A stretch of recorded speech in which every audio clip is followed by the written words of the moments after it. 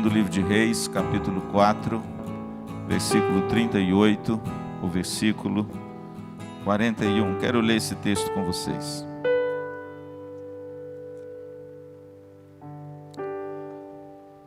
Diz assim a palavra de Deus: Voltou Eliseu para Gilgal.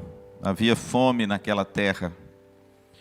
E estando os discípulos dos profetas assentados diante dele, disse ao seu moço: põe a panela grande ao lume, ou seja, ao fogo, tá? E faz um cozinhado para os discípulos dos profetas. Então saiu um ao campo e apanhar ervas, e achou uma trepadeira silvestre. Colhendo dela, encheu a sua capa de colossíntidas. Voltou e cortou-as em pedaços, pondo-os na panela, visto que não as conheciam. Depois deram de comer aos homens. Enquanto comiam do cozinhado, exclamaram: morte na panela, ó homem de Deus! E não puderam comer. Porém ele disse: trazei farinha. Ele a deitou na panela e disse: tira de comer para o povo. E já não havia mal nenhum na panela. Irmãos, a nação de Israel, o contexto dessa passagem é um contexto onde a nação de Israel padecia de um período de grande dificuldade. Havia naquela época uma apostasia religiosa muito grande. Havia naquela época um caos econômico muito grande, uma seca terrível. Havia naquela época uma fome que graçava em todos os territórios ali de Israel. Era o tempo de Acabe, era o tempo de Jezabel, era o tempo onde o povo de Deus foi ludibriado e enganado por um rei fraco e uma mulher perversa e má.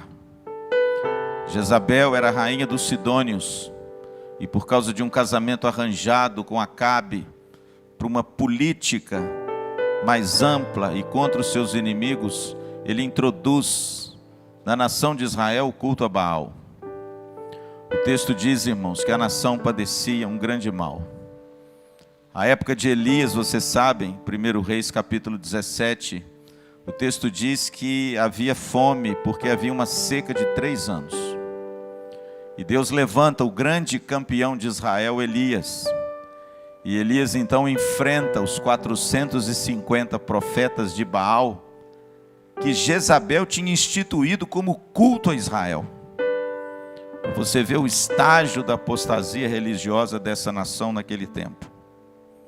Havia, querido, um caos econômico, uma fome terrível. Se você observar comigo, por exemplo, não precisa ir lá, mas no capítulo 4, você vai ver um episódio de Eliseu com uma viúva pobre. Você vê que Eliseu chega na casa dessa viúva e ela tem um pouquinho de azeite e um pouquinho de farinha. E ela diz assim: olha, eu vou cozinhar essa farinha, esse azeite, vou comer e vamos morrer. Ou seja, não tem mais nada em casa. Esse é o contexto, irmãos, dessa passagem. O grande profeta Elias faz um rebuliço na nação, mas a apostasia religiosa estava no coração do povo. É difícil arrancar a idolatria do coração do povo. E de repente, irmãos, o sucessor de Elias é o profeta Eliseu. Eliseu pediu ao seu grande profeta Elias uma porção dobrada do Espírito Santo. E Deus foi gracioso com Eliseu e deu a ele realmente uma porção dobrada de Elias. Eliseu fez 2 vezes mais milagres do que Elias. Eliseu teve um ministério, irmãos, abençoador, mas Eliseu viveu num período muito difícil. Mas nesse período também havia uma escola de profetas, que bom. Havia lá, irmãos, se fosse nos nossos dias, um seminário.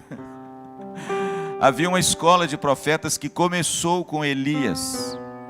E Eliseu, agora como sucessor de Elias, ele agora toma a frente dessa escola de profetas. E o texto diz, irmãos, que Eliseu era o mentor dessa escola. E ele resolve visitar essa escola na cidade de Gilgal, capítulo 4, versículo 38. E quando ele chega na escola de profetas, irmãos, a fome está em todo lugar. E eles estão com muita fome. E quando ele chega em Gilgal, Eliseu, vendo a penúria daqueles rapazes, ele então manda que se prepare uma sopa, um cozinhado. E de repente ele diz ao seu moço para ir ao campo e procurar alguma coisa para fazer uma sopa. O rapaz vai. E quando ele volta com uma fruta, que daqui a pouco eu vou mostrar a vocês o que é, o texto diz que ele parte esta fruta. Ela é fruta de uma trepadeira. E ele parte essa fruta e coloca no cozinhado. E faz talvez uma grande panela, igual aquelas panelas da casa da avó de domingo, você lembra? Vai todo mundo comer na casa da vovó. E ela faz aquela macarronada que dá para todo mundo.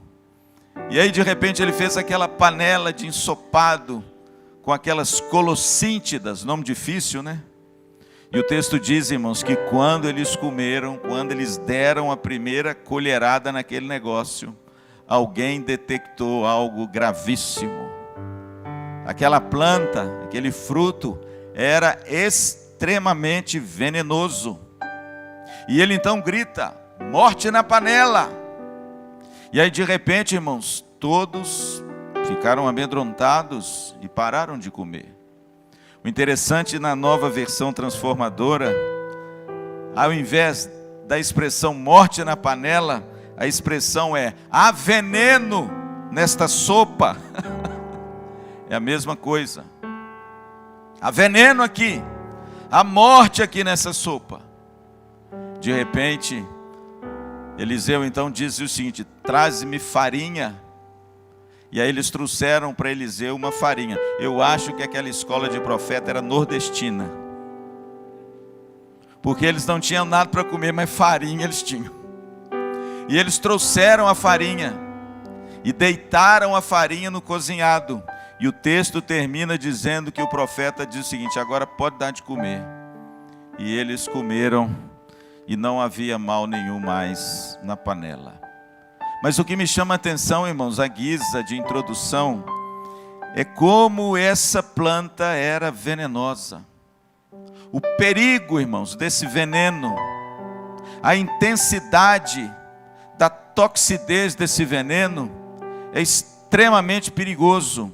E eu vou te mostrar algumas razões por que esse veneno assim é tão perigoso. Em primeiro lugar, esse veneno, irmãos, é extremamente perigoso porque a sinceridade não anula o veneno. Veja que no verso 38, existia por trás desse ato um coração sincero, havia fome. E o texto diz: com coração sincero, o profeta mandou que o seu moço fosse procurar alguma coisa para comer. Veja que o coração de Eliseu e o coração dos discípulos dos profetas era realmente um coração sincero. Mas deixa eu te dizer uma coisa: a sinceridade não anula o veneno. Há morte na panela. E um coração sincero apenas não anula o veneno. Nós temos que tomar cuidado, irmãos, porque hoje graça no meio evangélico, heresias perniciosas, ideologias terríveis, uma teologia que tem destruído a igreja, pessoas que pregam uma verdade que não está na Bíblia, pessoas se utilizando de estratégias de marketing para conquistar os corações. A morte na panela. E o interessante, irmãos, que a gente vê em primeiro lugar que a sinceridade não anula o veneno. Você já ouviu aquele ditado que diz assim: de boa intenção o inferno está cheio? Ah, pastor, mas ele tem um coração tão sincero. Mas o coração sincero, querido, não anula o veneno. Todos eles estavam com um propósito sincero. De quê? De aplacar a fome. Mas cuidado, querido. A sinceridade não anula o veneno. Com o coração sincero, houve morte na panela. A toxicidade desse veneno, irmãos, é extremamente perigoso, porque, em segundo lugar, o ambiente religioso não anula o veneno. Você pode olhar no verso 38, que os discípulos dos profetas estavam assentados diante de Eliseu. Ele foi até o local onde existia uma escola, um seminário. O ambiente não era um ambiente pagão, era um ambiente religioso. E isso é extremamente perigoso, irmão. Sabe por quê? Porque é no meio do ambiente religioso que nascem as heresias perniciosas e as ideologias que têm matado a igreja.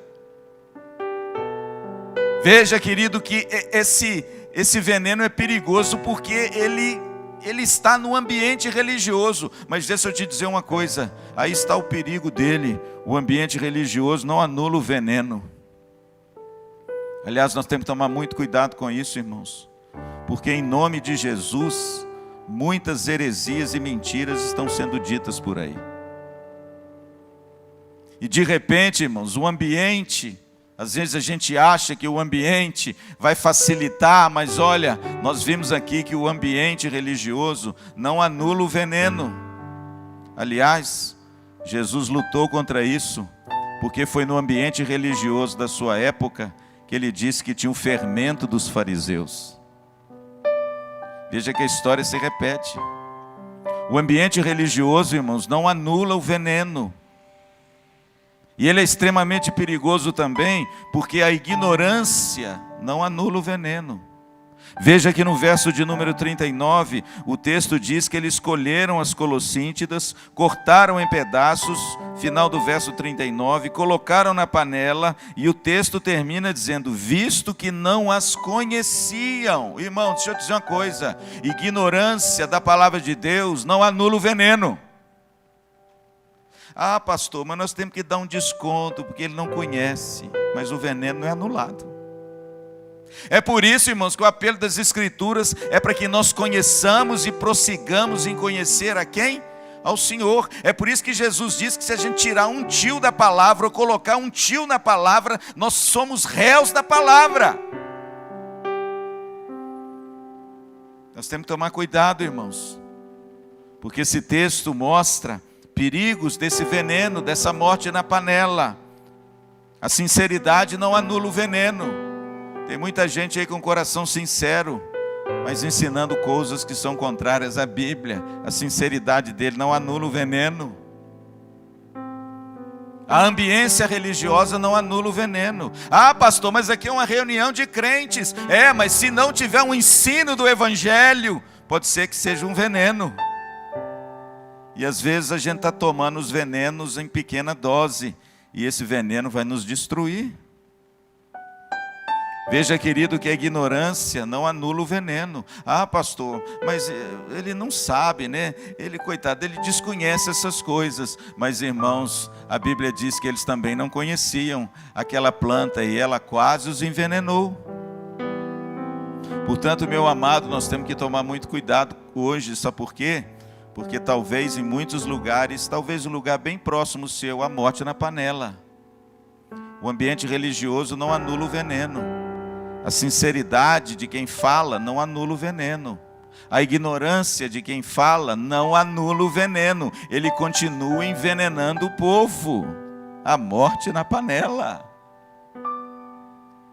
Por isso, querido, eu quero rapidamente, extrair algumas lições muito preciosas desse texto para a igreja moderna.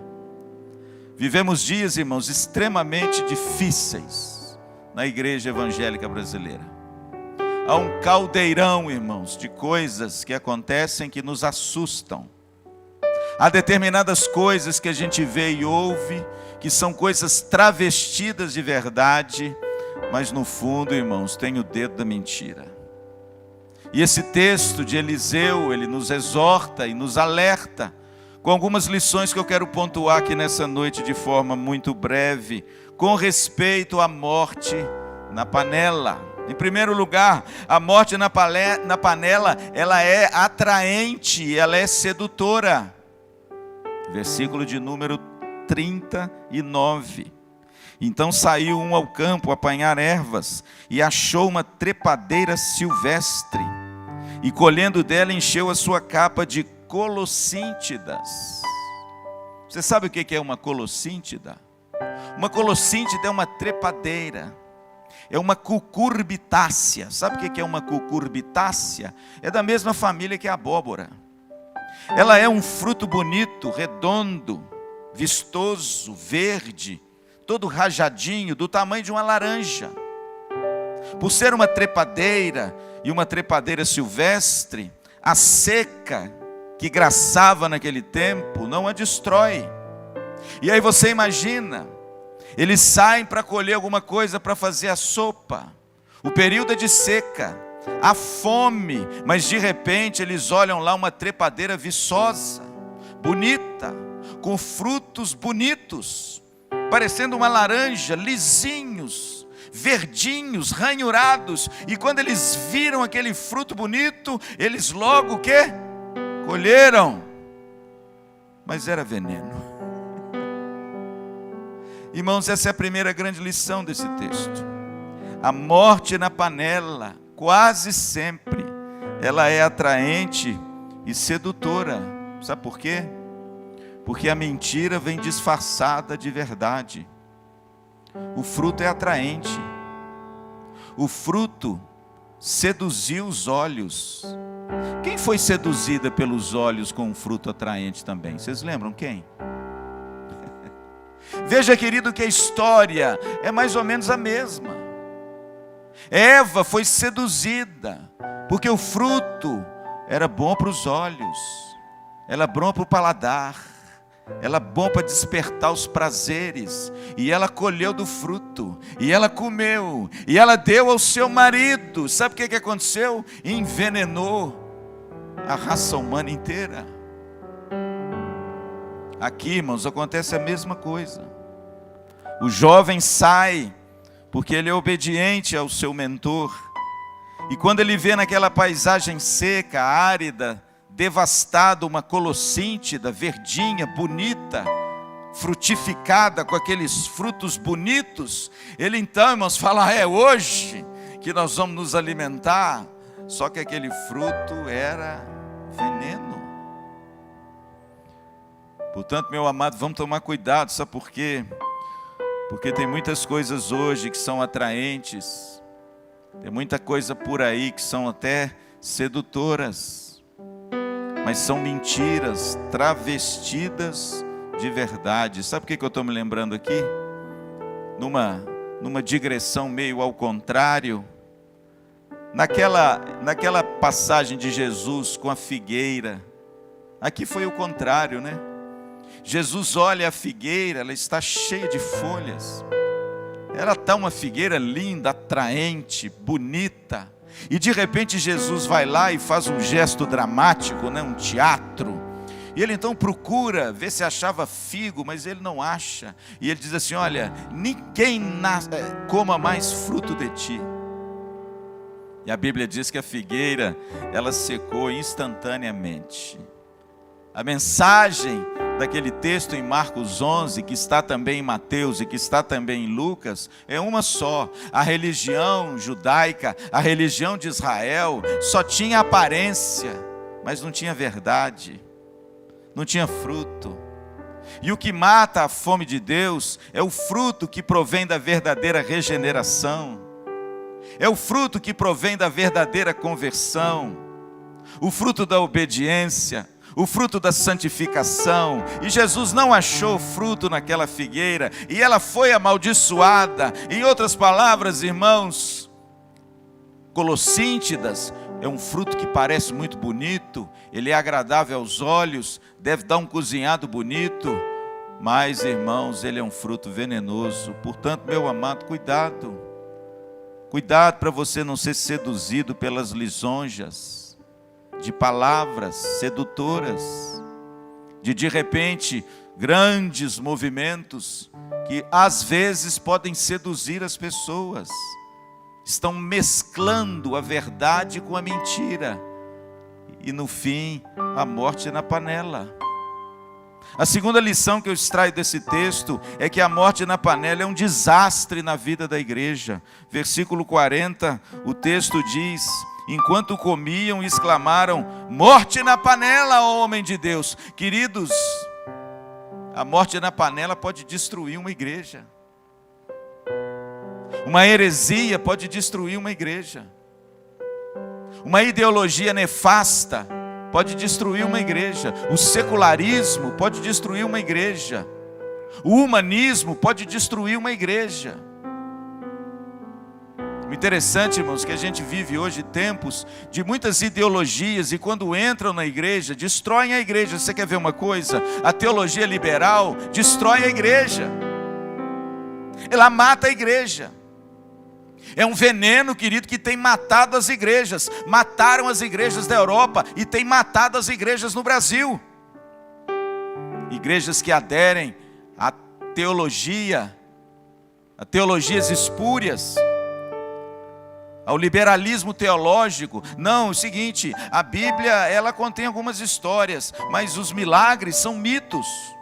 Não, Gênesis, o capítulo 1 e 2, não, aquilo é um mito, é um romance, aquilo não aconteceu.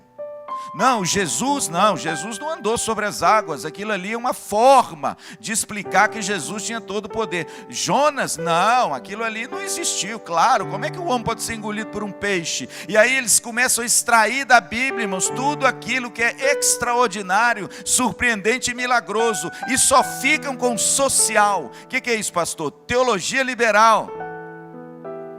E aí, irmão, sabe o que acontece? A beleza da Bíblia, o milagre da Bíblia, o sobrenatural da Bíblia é retirado das Escrituras. E a igreja começa a morrer. Seminários no Brasil, irmãos, estão aderindo à teologia liberal, ensinando muito mais sociologia do que teologia boa, matando os seminários, matando as igrejas. Eu mesmo, irmãos, visitei algumas igrejas quando eu estive na Suíça. Que coisa gloriosa. Eu subi, viu, meu pastor, no púlpito que Calvino pregou. Imagina só. O grande reformador de Genebra. A igreja de Saint Peter, na cidade de Genebra, está lá até hoje. Uma escada em caracol de madeira, coisa mais linda. Pastor Luciano subiu naquela escada. Fiquei lá em cima, falei, puxa, estou me sentindo Calvino no século XVI. Uma igreja maravilhosa, irmãos. Uma igreja que na época de Calvino era uma igreja católica, apostólica, romana. Mas o protestantismo, o evangelho, chegou de forma tão poderosa naquela cidade, que as igrejas católicas se tornaram igrejas reformadas e protestantes. Aquele estilo bonito, gótico, aquela catedral esplendorosa, se tornaram igrejas protestantes, irmãos, por causa da força da pregação e do evangelho, por causa de homens como John Knox, como João Calvino, homens que pregavam o evangelho, homens que falavam da palavra de Deus. Ah, irmãos, hoje é um museu. Hoje serve para você comprar relíquias. Hoje serve para você comprar cartões postais. A igreja acabou. Não existe mais. Pastor, o que aconteceram com as igrejas na Europa? Teologia liberal. A teologia liberal entrou nos seminários, aqui na escola de profetas, morte na panela. E quando a teologia liberal entra nos seminários, ela deságua nos púlpitos das igrejas. E sendo pregadas nos púlpitos das igrejas, elas envenenam o povo de Deus. E quando a morte na panela, querido, é um desastre na vida da igreja. E o que falar hoje nos nossos dias, não é? Do cristianismo progressista? Pastores da igreja presbiteriana estão defendendo o cristianismo progressista. Eu não vou citar nome porque nós estamos aqui ao vivo. Eu não quero macular a imagem de ninguém, mas está aí nas redes sociais, irmãos, defendendo o cristianismo progressista. Pastor, o que é o cristianismo progressista? É uma miscelânea de cristianismo com marxismo. É uma mistura, irmãos, de uma ideologia marxista, ateia, e comunista com o evangelho, para tornar o evangelho um pouco mais assim palatável, entende? Para tornar o evangelho um pouco mais assim social. E esses homens, irmãos, têm milhares de seguidores na internet, pregando, irmãos, coisas assim que contrariam frontalmente a palavra de Deus. Uma das coisas que o cristianismo progressista prega é que o homem é bom. Não, o homem não é mau. O homem não é esse ser depravado que a Bíblia diz. Não, o homem é bom. E se o homem for bem instruído, ele pode ser uma pessoa boa. Que coisa linda, não é, irmãos? Pastor Luciano tem uma série no YouTube. Depois você olhe lá. Os 10 grandes perigos do cristianismo progressista. Assista para vocês verem o que está sendo pregado em muitas igrejas. E pasmem, pastores que se dizem presbiterianos estão aderindo a esse tipo de coisa. Morte na panela. Portanto, querido, a morte na panela, ela é um desastre na vida da igreja. Ela causa morte na igreja. Você nunca viu uma igreja adepta da teologia liberal plantar a igreja? Você nunca viu. Você nunca viu uma igreja adepta da teologia liberal ou do cristianismo progressista fazer missões? Você nunca viu. Eles não fazem. O evangelho para eles é social, entende? É você acudir o aflito, é você abrir uma instituição, uma ONG. Nada contra, viu, irmãos? Por favor, Dinalva, nada contra. Mas como dizia aquele jargão lá das Minas Gerais, cada macaco no seu galho. A ONG é uma bênção. Nós temos aí uma ONG maravilhosa aqui, fruto de um trabalho da IPVO, a Etnos. Trabalha com refugiados. Agora, por favor, irmãos, a igreja não pode se transformar numa ONG. A igreja não é ONG. A igreja é o povo de Deus. A igreja são os eleitos do Senhor, escolhidos dos 4 cantos da terra para proclamar o evangelho bendito de Jesus. Mas infelizmente, irmãos, a morte na panela. E a morte na panela é um desastre na vida da igreja. Quantas igrejas, irmãos, estão sendo enganadas, estão sendo seduzidas pelo marxismo cultural, por essa ideologia, irmãos, comunista, que tem um cunho profundamente ateu, que frontalmente nega a Deus, a Cristo e ao Evangelho. E tem muitos irmãos e muitas igrejas que estão tomando e comendo desse veneno, morte na panela. E aí o evangelho, irmãos, bendito de Jesus Cristo, vai sendo deixado de lado. Não se prega mais o evangelho, não se fala mais da cruz, não se fala mais da redenção, não se fala mais da regeneração, não se fala mais da obra gloriosa que Cristo veio alcançar o coração do homem perdido e depravado e longe de Deus por causa do seu pecado. Terceiro lugar, irmãos, a morte na panela exige também da nossa parte um discernimento em tempo oportuno. Graças a Deus que lá no versículo 40, enquanto eles comiam, alguém gritou: morte na panela, ó homem de Deus. Sabe o que significa isso, irmãos? Nós não podemos conviver com o engano, com os falsos, sem ter o discernimento necessário. Em primeiro lugar, para discernir, depois para perceber e por fim para denunciar o veneno. Nós não podemos e nem devemos, irmãos, conviver com o veneno. Veja que lá, quando eles notaram que tinha algo venenoso na panela, eles não ficaram com vergonha de Eliseu e comeram, porque estavam na presença do grande profeta. Não, irmãos, eles levantaram a voz e disseram: morte na panela, tem veneno nessa sopa. Sabe o que significa isso, irmãos? A morte na panela, ela exige da nossa parte um discernimento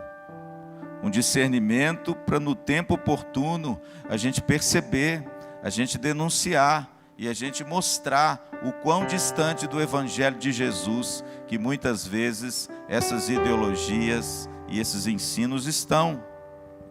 A quarta lição que eu extraio desse texto é que a morte na panela, ela precisa ser rejeitada.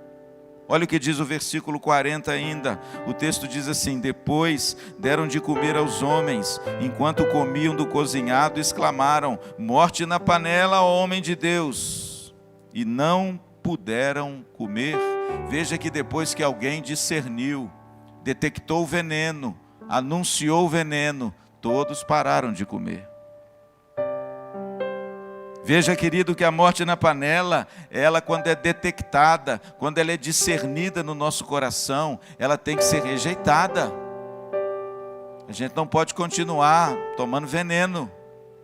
A gente não pode continuar absorvendo esse tipo de ensino, esse tipo de prática, esse tipo de conduta, esse tipo de heresia, esse tipo de ideologia que frontalmente vai contra o evangelho da graça de Deus. Portanto, a morte na panela, ela precisa, irmão, ser rejeitada.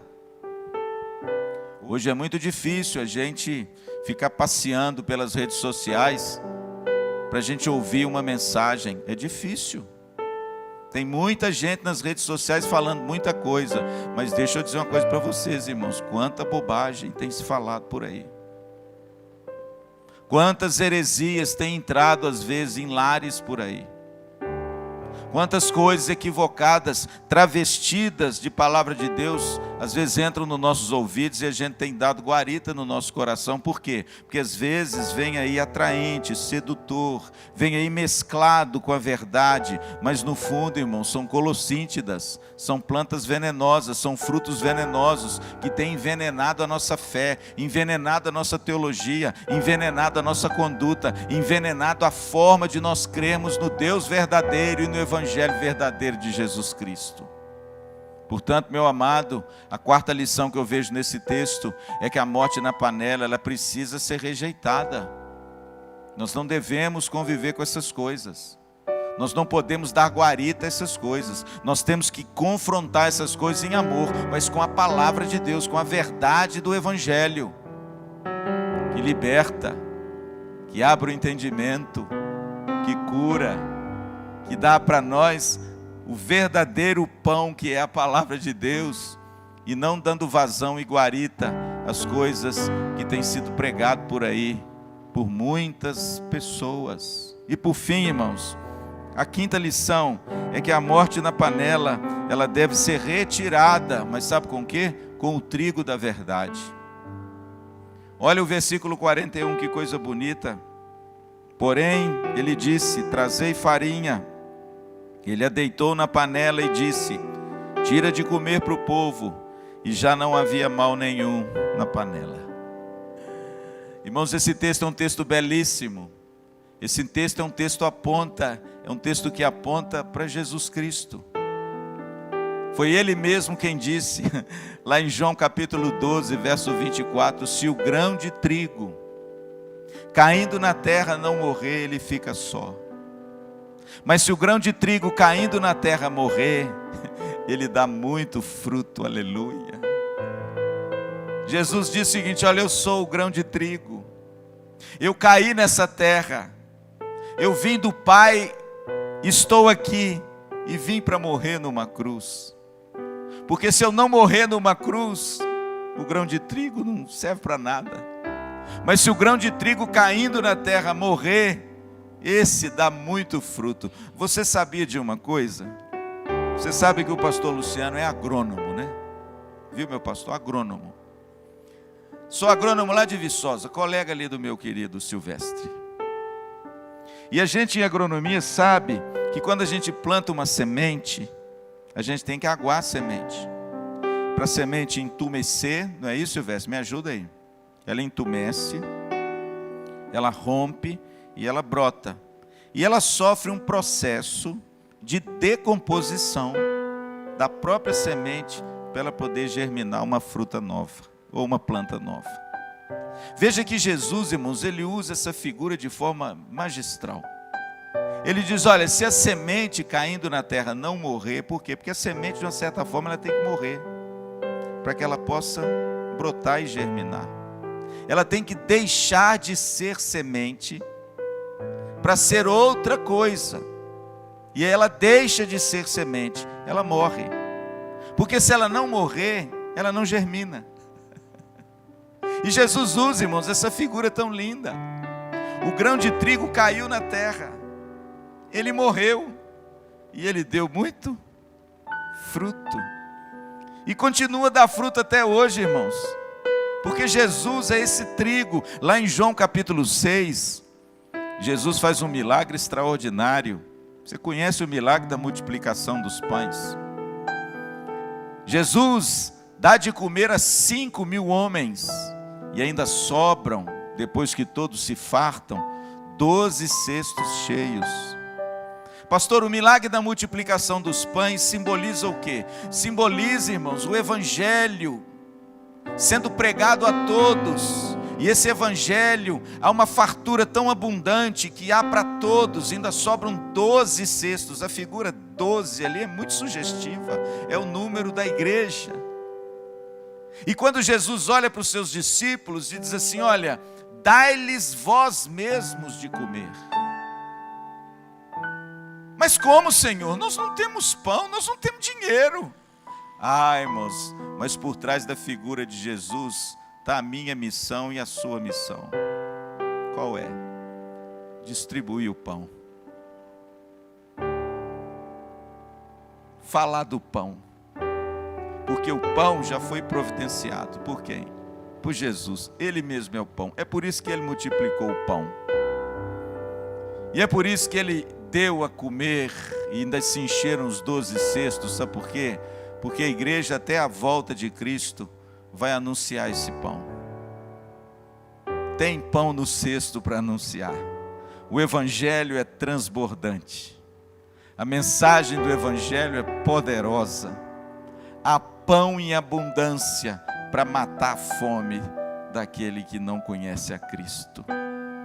Veja, irmãos, que a figura do trigo, e aí Eliseu diz assim: traz para mim farinha. É claro que para o homem oriental, a farinha é o objeto do pão. Uma das metáforas lindas no Evangelho de João é que Jesus é o pão.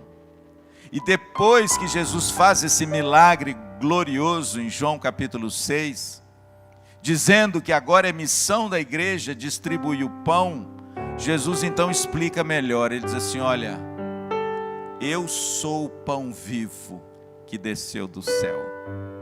O verdadeiro pão não foi Moisés quem vos deu. O verdadeiro pão quem vos dá é o meu Pai do céu. E aquele que comer do pão que eu lhe der, nunca mais terá fome. Entendem agora por que Eliseu prefiguradamente disse: trazei-me farinha. Por quê? Porque na realidade, irmãos, a morte na panela, ela só é retirada com o trigo da verdade. Pastor, como é que eu combato a mentira? Com a verdade. Como é que eu combato as ideologias? Com o evangelho. Como é que eu combato as heresias? Com a verdade do pão de Deus, que é Jesus. Por isso, querido, se nós quisermos ser uma igreja saudável, você precisa conhecer o evangelho, pregar o evangelho, se alimentar do evangelho, conhecer as doutrinas básicas dessa teologia maravilhosa que nós entendemos ser a expressão muito próxima daquilo que Deus deseja para mim e para você. Portanto, meu amado, lições para a gente aprender nessa noite desse texto. Morte na panela destrói a vida da igreja. A morte na panela, ela é atraente e sedutora. Tome cuidado com ela. Através de muitas coisas, talvez a mensagem do evangelho tenha sido diluída. Através de muitas coisas que têm acontecido por aí. A morte na panela, ela exige da nossa parte um discernimento. Você perceber que muitas vezes a mentira vem travestida de verdade, ou a verdade vem mesclada com a mentira. A morte na panela, nós vimos, ela precisa ser rejeitada. Nós não devemos e nem podemos nos alimentar de algo que vai nos envenenar. Mas por fim, irmãos, a morte na panela, ela precisa ser retirada, é com o evangelho da graça de Deus, amém? É com o trigo que é Jesus Cristo, é com esse pão maravilhoso que desceu do céu e mata a nossa fome. A gente não precisa inventar nada novo. Nós já temos aqui aquilo que era desde o passado. Eu gosto do apóstolo João, porque lá no primeiro século, no fim do primeiro século, o único apóstolo de Cristo vivo, pastoreando ainda as igrejas da Ásia Menor, superintendente das 7 igrejas do Apocalipse, escreve coisas gloriosas, o seu evangelho, escreve o Apocalipse, mas escreve também 3 cartas maravilhosas, 1ª, 2ª e 3ª carta de João. E nas mesmas cartas João repete, parece que o mesmo jargão: não vos escrevo mandamento novo, e sim o que vocês ouviram lá atrás. Louvado seja Deus, irmão. Sabe por quê? Porque a verdade de Deus foi nos entregue de uma vez por todas aos santos. Nós não precisamos mesclá-la com outras coisas. O evangelho não precisa disso. O evangelho não precisa ser maquiado com coisas sedutoras para atrair ninguém. Não precisa disso. O evangelho é o poder de Deus, amém? Para transformar o coração do pecador. O evangelho não precisa ser travestido, irmãos, de coisas para de repente despertar emoções e seduzir os incautos. O evangelho não precisa disso não, sabe por quê? Porque só o evangelho é que tem um poder de quebrantar o meu coração, de transformar a sua vida, de dar a mim arrependimento e confissão pelos meus pecados. É só o evangelho da graça de Deus, irmãos, que é o poder de Deus que o Espírito Santo usa para me quebrantar, para me modificar, para me santificar. Por isso, meu amado, olha, o evangelho basta, só ele basta, não precisa misturar com nada, não precisa vir mesclado com nada. E vamos tomar cuidado, viu, gente? Para que a gente não dê ouvido a essas plantas, muitas vezes venenosas, que estão causando morte na panela e envenenando, talvez, a conduta, a prática de vida, o caminhar cristão, o discipulado com Cristo, porque muitas vezes, irmãos, a gente está sorvendo essas coisas e se envenenando aos poucos, amém? Que Deus te abençoe e que a gente não conviva com essas coisas. E se de repente você notar que tem alguma coisa errada, vá com amor, mas vá com o evangelho de Jesus Cristo. Vá com a verdade de Deus contida nas Escrituras. Vá com a palavra de Deus. Não tenha medo. Não tenha medo de dizer a verdade. Não tenha medo de confrontar quem precisa de confrontação. Eu acho bonito porque os discípulos dos profetas não ficaram com vergonha do grande profeta Eliseu. E aí, não, vamos comer, né? Porque foi Eliseu que mandou buscar, né? Vamos comer. Não, irmãos, eles se levantaram e disseram: olha, morte na panela. Eles foram fiéis, eles discerniram o mal. E a gente, irmãos, que vive um tempo tão difícil, um tempo com tantas coisas espúrias e contrárias à Bíblia, um tempo onde o coração do homem tem dado vazão a tantos desejos e prazeres e encontrado, às vezes, dentro das igrejas, ensinos que tem satisfeito esse tipo de coisa. Mais do que nunca, irmãos, nós temos que discernir se há ou não morte na panela.